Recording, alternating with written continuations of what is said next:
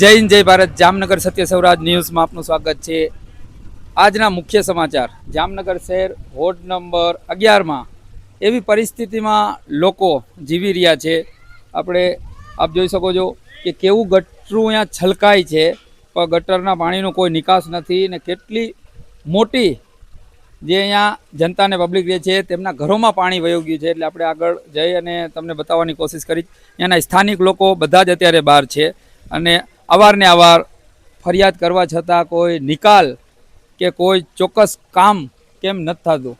અવાજ જનતાની ચર્ચા મુદ્દાની. શું તમારું નામ? સાદી અખ્તર. શું થાય છે? હા, અહીંયા ગટરમાં પાણી 2 અઠવાડિયાથી છલકાય છે. આ લોકો ધ્યાન દેતા નથી. 11 નંબર વોર્ડમાં ઉપર મહાનગરપાલિકામાં કહેવા જાય છે ને તો આ લોકો જવાબ દેતા નથી કે લાલ બંગલે જઈને ફરિયાદ કરો. આ ઘડિયા ફરિયાદ કરી. નમાજી માણસો બહુ હેરાન થાય છે, છોકરા બીમાર પડે છે. આ લોકોને તાવ બાવ ને મલેરિયા જેવી વ્યવસ્થા થઈ જાય છે. આ લોકોની પાણી આવી રીતે કેમ ફૂટી રહ્યું છે? આ લોકો પાણી ઉપરથી પાણી પ્રસાર છલકાય છે. ઉપરથી જેટલો પાણી આવે છે આ લોકો બંધ જ નથી કરતા. ત્યારે મ્યુનિસિપાલિટીનો કામ ખોદી નાખે છે. ધારીએ ખોદી નાખે છે. આ પાણી એમને ઢોરી નાખે છે. એટલે આ એકાત્રે છલકાય છે કેવી રીતે? આ રોજ પાણી આવે છે, બારોબાર ઢોરાય જ છે. પાણી બંધ કરતા જ નથી. ગટરનું પાણી છે કે શેનું છે? આ પાણીનું જે પીવાનું પાણી ને એ બધું ભેગું થઈ જાય છે. આમાં મિક્સ છે. હા, એટલે નળનું પાણી આવે છે, નળની લાઈન તૂટેલી છે, એવું છે. એને તૂટેલી છે. ગટરનું પાણી જતું નથી. આ બધે ઢાંકણા ખુલી ગયા છે. આપ જોઈ શકો છો કે અહીંયા નળનું અને ગટરનું ક્યાંક ને ક્યાંક નળની લાઈન પણ તૂટેલી હોય અને ગટરોમાં પાણી પણ નથી જતો. આપણે અહીંયાના સ્થાનિક લોકો છે તેમની સાથે આગળની ચર્ચા કરશી. અહીંયા હુસેની ચોક છે, ગુલાબનગર વોર્ડ નંબર 11માં જે મેન ધારીઓ કહેવાય છે તે ઉતરીને જ હુસેની ચોક છે. ત્યાંની પરિસ્થિતિ બહુ જ અતિ ગંભીર ને ખરાબ છે. આપણે જે બહેનો છે તેમની સાથે ચર્ચા કરશી. કેટલા સમયથી આ સમસ્યા છે? આ 8 દી ભરાવે છે ભાઈ. ને અમારા ઝીણકા છોકરા છે, અમે કામે નથી કરી શકતા ને ઘરી અમારા છોકરા પાણીમાં રહીએ છે. એક તો અમારા છોકરાને તકલીફ છે શ્વાસની, ઘરી પાણી ભરાવે છે. એટલે અમે કેટલીક અરજી કરી પણ અરજીમાં કોઈ આવતો જ નથી, જવાબે કોઈ નથી દેતો. તમારે ચોખ્ખું કામ થઈ જાય જોઈએ છે ને? હા, અમારે છે ને અહીંયા કાયમી માણસ જોઈ છે કે કાયમી સાફ કરી જાય ને એવો તંત્ર નિકાલ કરી દે. હા, નિકાલ કરી દે. અમારે ક્યાં છે બતાવો આમ ગલીમાં? આવો આવે છે એ અમારે હમણાં રમજાન મહિનો આવે છે ભાઈ.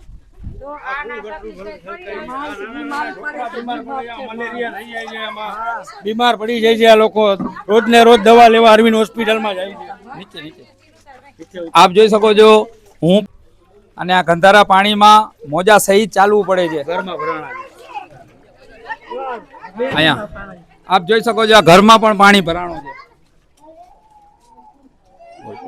આ છોકરા બિચારા જો બીમાર, નાના છોકરા જો, અડધાને બિચારાને મલેરિયા થઈ ગયા, અડધાને તાવ થઈ ગયા. અમારી ડોસીઓ પડી જાય છે. પાણી આખી રાત નીંદર નથી આવતી. આટલા મચ્છર તોડે છે, બીમાર છે ફરિયામાં બધે.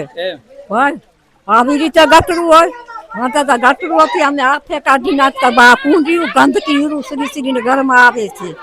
બરાબર. આ કેટલા દીથી એવી રીતે જ છે. આપ જોઈ શકો છો અહીંયા જે ઘરમાં જે રહે છે સ્થાનિક લોકો કેમ ચાલતા હશે. આ છે વિકાસ કે આને શું કહેવાય? અદ્ભુત ગુજરાતની જનતા જોઈ શકો છો કેવી રીતે જીવી રહ્યા છે. બેન, કેવી રીતે આમાં તમે અવર જવર કરો છો? નથી અવર જવર કરી નથી શકતા સાહેબ. અમે આવી રીતના કેમ રહી શકીએ? અમારા છોકરા રાત દી પાણીમાં માંદા પડે.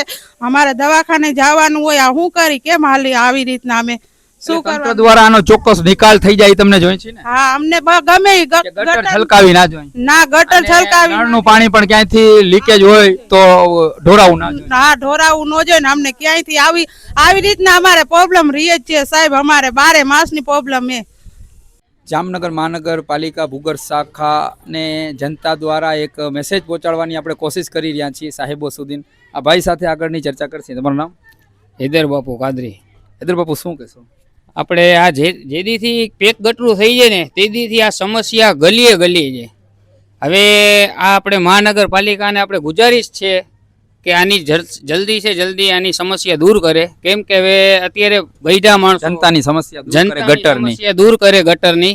કેમ કે ઓલી ગટર એટલી પ્રોબ્લેમ નથી. આ જેદીથી થઈ જાય ને તેદીથી પ્રોબ્લેમ એટલી વધી ગઈ છે કે કોઈ બચ્ચા છે, કોઈ બુજુર્ગ આદમી છે પડે છે અને એની કોઈ સમસ્યા દૂર થાય જ નથી. એટલે અમારી ગુજારિશ છે કે મહાનગરપાલિકાવાળાને કે આની જલ્દી સે જલ્દી સમસ્યા દૂર કરે બસ.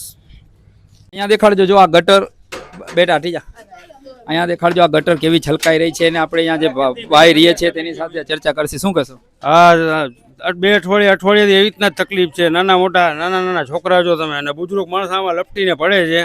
આ લોકો ગંદકી ઘરની બહાર નીકળવું કેમ? નકરી નથી, પગ દેવાની જગ્યા પગ દેવાની જગ્યા નથી હોતી એમાં. પગ રાખીને ચાલવું ક્યાં? ચાલુ ક્યાં?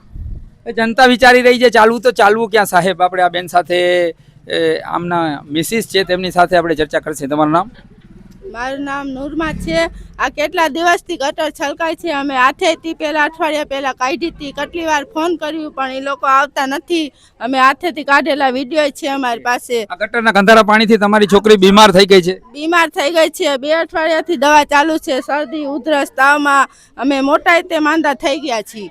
ને અમારે કેટલી વાર હાથે કાઢ્યું. અત્યારે અમારી પાસે ટાઈમ બી નથી કે હાથે કાઢી. નાના બચ્ચા લઈને હેરાન થાય છે. કે અમારું કામ નથી આ. એ કે તમે વहाँ લાલ બંગલે જઈ આવો ને વहाँ ખાઈ આવો. વहाँ ઉપર ઢારીએ જાય 11 નંબર રોડમાં કઈ કઈ આ ગુલાબનગર પૈસા દે તો કાઢી દે. પગાર છે નો લીએ છે આ લોકો. બધા એક એક ઘર દીઠ 50 રૂપિયા આપો તો કાઢી દે. જ્યારે ખુલ્લી ગટરો હતી ને ત્યારે એકત્રે આ લોકો આવતા. હવે બંધ ગટર થઈ ગઈ છે તો કોઈ આવતા નથી. હવે આ પેક ગટરમાં અમે હેરાન થાય છે. અમને આ ખુલ્લી હતી ને એ જ બરાબર હતી. અમને એવા હેરાન થાય છે. અઠવાડિયે ભરાય છે. આ લોકો પૈસા તો એટલા પાસ કરે છે કે આ લોકોના પગાર ડબલ ટિબલ નકરી છે ને એટલા પૈસા પાસ કરે છે. આ લોકો પૈસા જ ખાય છે, બીજું કાંઈ નથી કરતા. આપણે વોર્ડ નંબર 11ની આપણે મુલાકાત લીધી, જનતા સાથે ચર્ચા કરી છે સમસ્યા જેથી. એમાં મારા મોજા બતાવજો ભાઈ. આ ગંધારા પાણીમાં મારા મોજા સહિત મેં આવેલો અને મોજા ખરાબ થઈ ગયા. તો આ ભાઈ મોજા પણ દીએ છે, જોઈ શકો છો. મોજાય દઈશ આ લોકોને. હાજી ખેરી આ લોકો મુસ્તાકભાઈ ને હાજી ખેરી મુસ્તાકભાઈ મોજા આપ્યા મારા ખરાબ થઈ ગયા એટલા. આ મુસ્તાકભાઈ ને હાજી ખેરી વોટ દેવાનો છે. બાકી કઈ વોટ લેવા કોઈને ચૂંટણીમાં હું રહી જાઉં. ચૂંટણીમાં મુસ્તાકભાઈ ને ઉભા રાખે તો વધારે સારું છે. Vote number 11. વોટ નંબર 11 માં અપક્ષમાં રહીશ તો એ મત દેશો? અપક્ષમાં મત દેશો અને અમારે ગમે એ મત દેશું. મુસ્તાકભાઈ ખુરેશી. તમારી આવાજ હું પહોંચાડું છું જનતા સુધી, સરકાર સુધી પહોંચાડો છો. એટલે બધાએ મત મને આપશો? બધાય આખો અહીંયા ગુલાબનગર પોણો ગુલાબનગર તમને મત દેશે. તો આપ જોઈ શકો છો જનતા પણ એવું કહી રહી છે કે મુસ્તાકભાઈ તમે આ ફેરે ચૂંટણીમાં કોર્પોરેશનની ચૂંટણીમાં ફોર્મ ભરો અને ક્યાંક ને ક્યાંક તમે મત બધાય આપશી. તમે સિંગલ ઊભા રહ્યો, પેનલ નહીં તો અમે એક મત તો આપશી. જનતાનું પણ એમ કહેવાનું છે. આપણે ગ્રાઉન્ડ રિપોર્ટ હું આપને બતાવી રહ્યો છું. ગલીમાં આપ જોઈ શકો છો કે જનતા કેટલી મુશ્કેલીમાં છે અને ગટરના પાણીથી બહુ જ ત્રાહિમામ પુકારી રહી છે. એટલે જલ્દીથી જલ્દી જામનગર મહાનગરપાલિકાના જિમ્મેદાર આપ સાહેબશ્રીઓ જરાક અહીંયા સરખું ધ્યાન અપાવી અને આ ગટરનું કામ કરાવી આપો. જ્યાં ફોલ્ટ હોય મેન મેન્યુઅલ સુધી એ કરાવી આપો તો નાના બાળકો બીમાર નહીં થાય. અને જે બીમારી આ ગંધારા પાણીથી અને મચ્છરથી થાય એ ક્યાંક ને ક્યાંક રોકાય અને ક્યાંક ને ક્યાંક આપણાથી જેટલું થાય એટલું જલ્દી કરી આપો તો અહીંયા જે જનતામાં બીમારી જે મચ્છરથી થાય છે તે પણ રોકાઈ જાય. આપ જોઈ શકો છો કેવી રીતે બહેનો ઊભા છે નાના બાળકો લઈને. એટલે ક્યાંક ને ક્યાંક તંત્રએ સરખી બધી જ કુંડી જે નાની કુંડીથી લઈને મેન્યુઅલ સુધી સરખી સફાઈ થવી જોઈએ તો જ આનાથી ક્યાંક છુટકારો મળે. આ જે જનતા રહે છે એ કેવી ભોગવી રહી છે અને આપ જોઈ શકો છો કેવી રીતે પાણીમાં લોકો ઊભા છે અત્યારે. એટલે આપણે શું આને કહી શકાવાય કે આ કઈ ગટર અદ્ભુત ગુજરાતની, મોડલ ગુજરાતની કઈ ગટર છે. એટલે ક્યાંક ને ક્યાંક જે જિમ્મેદાર લગતા અધિકારીઓ છે તે જલ્દીથી જલ્દી કાર્યવાહી કરે અને જલ્દીથી જલ્દી એક્શન લે અને ચોક્કસ સફાઈ સરસ કામ કરી અને આ જનતાને આપે. જનતાને બસ તંત્ર પાસે એ જ આશા છે. જામનગરથી Satya Sauraj news, bureau chief Mustak Qureshi. જય હિન્દ.